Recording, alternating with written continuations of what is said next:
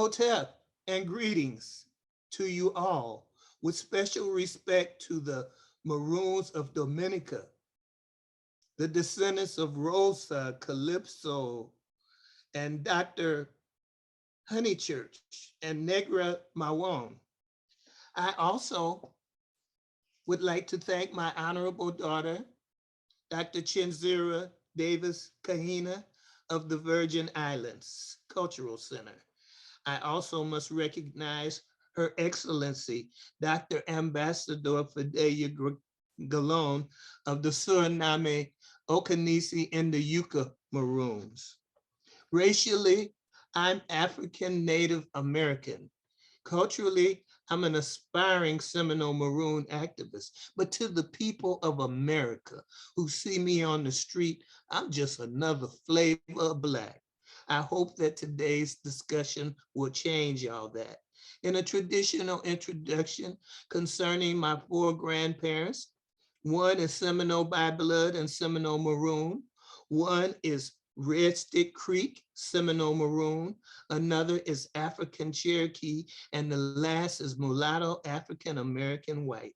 I'm so blessed at 72 years old to have finally learned about my ancestry 22 years ago. I almost didn't learn it. My identity was stolen while I was in my mother's stomach. Bless her heart, my mother stole it for her reasons.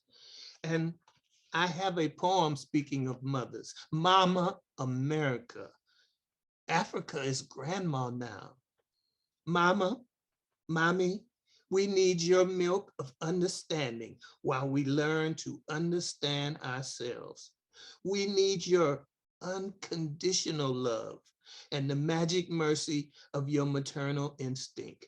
Let us shout with joy as we pass through your gates and kiss the ground where you gave us birth and breath. Mama America, Mama America, show us your freedom mountain. Help us climb the stairs. Guide us along your lighted path that leads to our transcendence. Mother, we will be good children, proud sons and daughters. Just let us rest and grow close upon your breast. What does it mean to be a Seminole Maroon descendant? Indigenous people believe that for every illness, there is a cure, and for every purpose, there is a person. I believe for right now, my purpose is to talk about my ancestors, the Seminole Maroons. When Dr. Martin Luther King Jr. took us to the mountaintop and showed us the promised land, the story of our ancestors was still locked in the stone upon which he stood.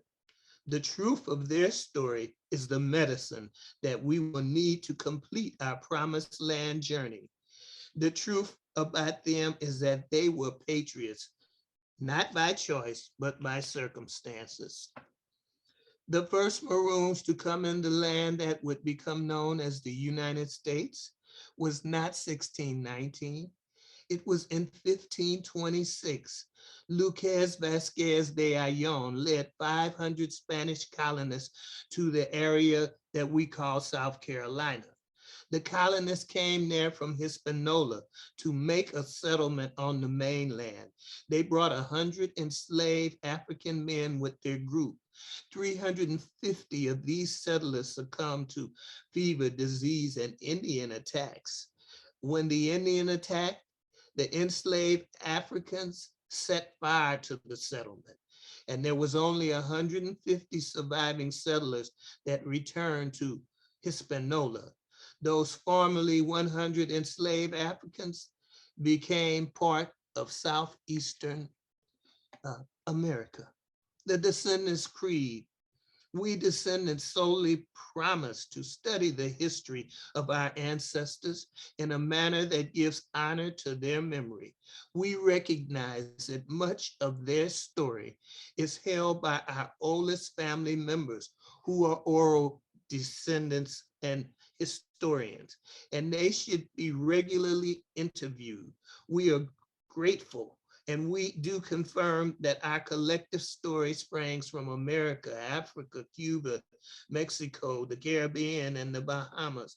A story of difficult times requiring choices of souls whose only weapons were their belief, courage, and their determination to survive. But our story is just like a railroad track. It can't be stopped.